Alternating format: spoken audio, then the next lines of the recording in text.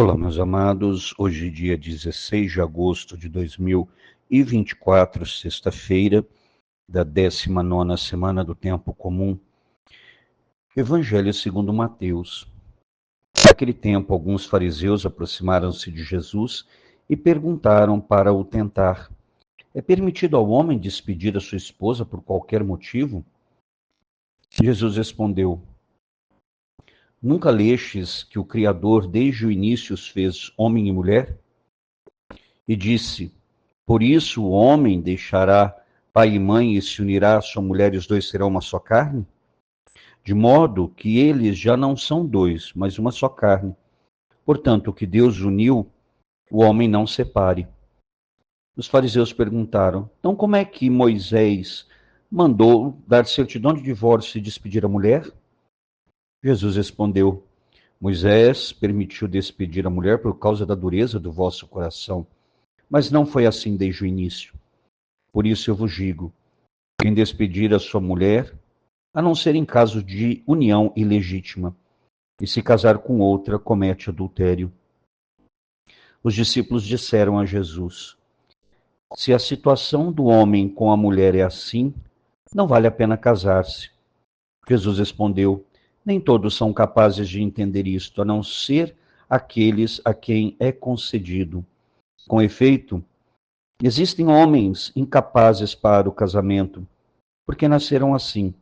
Outros, porque os homens assim os fizeram. Outros ainda se fizeram incapazes disso por causa do reino dos céus. Quem puder entender, entenda.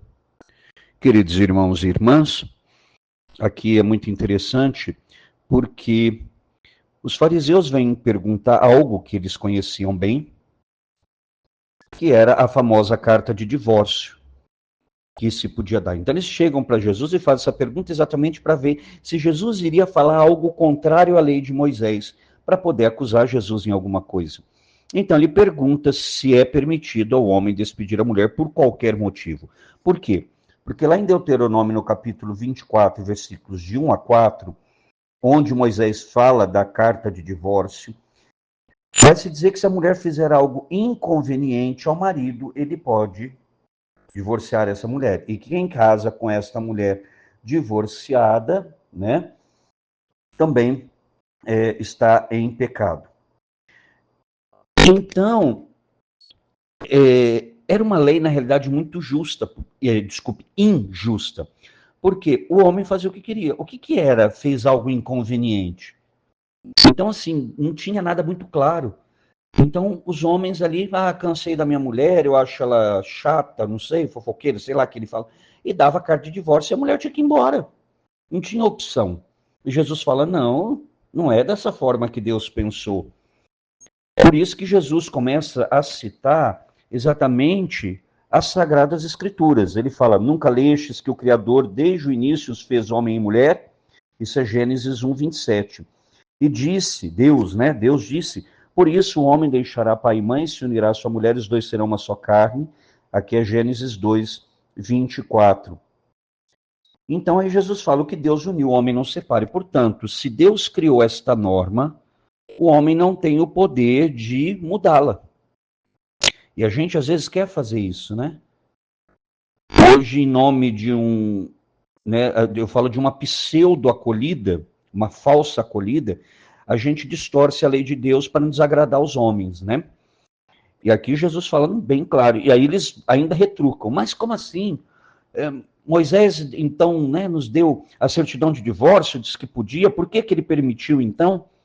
Como eu disse, isso daqui é Deuteronômio 24, de 1 a 4, e aí Jesus fala claramente, Moisés permitiu despedir a mulher por causa da dureza do vosso coração, mas não foi assim desde o início. Não foi assim que Deus pensou. Deus pensou o homem e a mulher para sempre. Só que muitas vezes a dureza do coração, ou seja, a falta de perdão, a falta de saber que o outro erra, mas que eu também erro. Então aquela ideia, né, de ver o erro só no outro, e é isso que Jesus está dizendo. É por causa da dureza do vosso coração, porque não sabe amar, porque não sabe perdoar, porque são rancorosos. E acaba, né, destruindo as relações, os relacionamentos. E aí o Senhor diz quem despedir a sua mulher, a não ser em caso de união ilegítima, ou seja, adultério. O termo que está em grego, porneia, é adultério. Ou seja, estão morando junto e não são casados. É isso o termo. Eu sei que muita gente não gosta que a gente fale disso, tal, mas é o que está aqui. Eu estou falando o que está no texto. Então, união ilegítima é isso. Quando ilegítimo é aquilo que não está de acordo com a lei de Deus.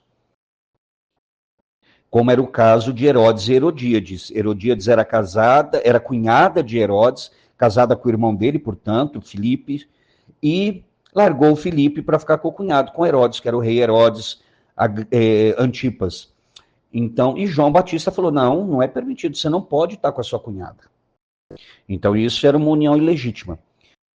Então, o Senhor diz, né, quem despedir a sua mulher, a não ser em caso de questão, né, como eu disse, união ilegítima, e se casar com outra, comete adultério. Então, diante disso, os discípulos falam, bom, se a situação com a mulher é desse jeito, ou seja, eu vou ter que ficar casado com ela para sempre, é isso que ele está dizendo. Então é melhor não casar. E aí o Senhor vai dizer para ele, olha, nem todos são capazes de entender isso, mas só quem é concedido. Ou seja, o Senhor aqui está desprezando o matrimônio? Não, muito pelo contrário. Ele falou, são poucas as pessoas que entendem o verdadeiro valor do matrimônio. Tem gente que está preocupado com a foto, com a festa, com as flores, com a música, com a banda que vai tocar, com a roupa, com o chinelo, que agora virou aquela moda de distribuir chinelo, né, para as madrinhas e tal, com a roupa, que cor que vai ser a roupa dos padrinhos, da madrinha e tal. Mas o sacramento, que é a coisa mais importante, não tem valor. Absolutamente nenhum. E a gente que celebra os casamentos, gente, eu vou falar de verdade, como é gostoso você celebrar um casamento de pessoas que entendem o que está acontecendo ali. Que aquilo é um sacramento para a santificação do casal. Gente, é tão gostoso, é tão bom, é tão gratificante, sabe, que você se olha nos olhos dos noivos, né, dos futuros esposos, você vai notar ali, sabe, aquele eu quero isso para minha vida, eu quero de verdade viver esse sacramento do matrimônio. Mas a maioria, como eu disse, é mais preocupação com festa do que tudo. Então o Senhor vai dizer, existem homens incapazes para o casamento porque nasceram assim. Ou seja, gente, o famoso solteirão feliz. Antigamente tinha muito esse negócio, tem que casar, tem que casar. Não, tem gente que não nasceu para o casamento e vai ser uma pessoa super feliz, não vai encher a paciência de ninguém, tá? Depois o Senhor fala, então, ou seja, tem gente que nasceu para ser solteira, ponto. É isso que Jesus está falando. Inclusive o termo que usa aqui é eunuco. Você sabe quem era o eunuco? O eunuco era um escravo que trabalhava diretamente com a rainha. O eunuco, eles tiravam o pênis dele, ele não tinha o pênis. Como a gente popularmente fala, é capado. Tá? Por quê? Para que ele não tivesse uma ereção e atacasse a rainha, por exemplo. Mas eles ganhavam muito bem para isso. Então, aqui Jesus está usando de forma figurada. Tem gente que é eunuco porque nasceu assim, no sentido de que não vai se casar, não vai gerar filhos, tá? O eunuco não gerava filho, por isso era odiado pelos judeus, era considerado também um pecador público. Depois o Senhor continua. Outros, porque os homens assim os fizeram, era o caso dos eunucos, que de fato foram, né, foram ali castrados, tá certo? Pela mão dos homens. E depois, por fim, os que se fizeram incapazes disso, ou seja, do matrimônio, por causa do reino dos céus. Os padres, as freiras, os religiosos, religiosas, né? Que abriram mão do casamento, de ter filhos, para entregar-se plenamente à vida da igreja, ao anúncio do evangelho. E aí Jesus termina dizendo, quem puder entender, entenda. Ou seja, quem tiver a clareza do Espírito Santo de Deus vai compreender o que o Senhor está dizendo. Então, volto a dizer, o Senhor despreza o matrimônio? Não. Mas ele também, ao mesmo tempo que ele fala da importância do matrimônio, ele fala também da importância da virgindade oferecida pelo reino dos céus. Ambos são importantes, porque lembremos que todo padre, toda freira veio de um casal, veio de uma família. E, Senhor, nós te louvamos e bendizemos por essa palavra, que nós aprendamos, Senhor, a amar, que nós aprendamos a perdoar, que nós aprendamos, Senhor, a verdadeiramente colocar toda a nossa vida para o anúncio do Evangelho, em favor do anúncio do Evangelho, para que o teu nome seja conhecido, para que o teu nome seja amado, para que o teu nome seja adorado, Senhor. Que mais homens e mulheres reconheçam em ti o único Senhor e Salvador. Mãe querida, mais uma vez pedimos a tua santa intercessão, suplica por todos nós, suplica de forma especial pelo Brasil. Ave Maria, cheia de graça, o Senhor é convosco.